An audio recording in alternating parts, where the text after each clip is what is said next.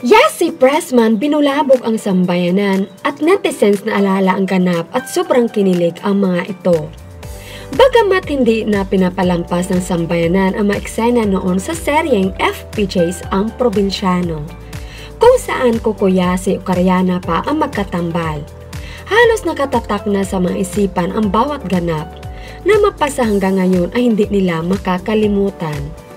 Gayon pa man sa post ni Yasi Pressman na may caption na tabo shower sa camping sa probinsya.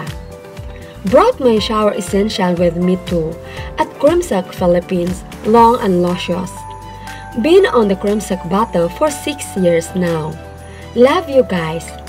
Swimmy rolled up, some cellulite visible, and a couple bruises on my leg from carrying all the weight of the camping gear. But whatever, I'm a woman, and those things happen. Yes, let's get it. Round 2 coming soon. Makikita sa post na aktres na kuha ito sa Tanay, Rizal. Samantala bumuhos ang komento na lumagpas 1,000.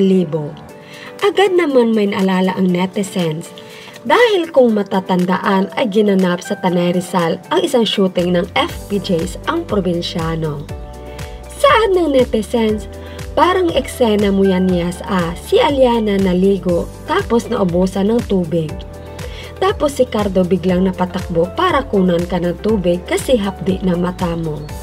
Dagdag pa nila, sobrang kilig noon tapos trending pa, kukulit nila doon, nakakatuwa.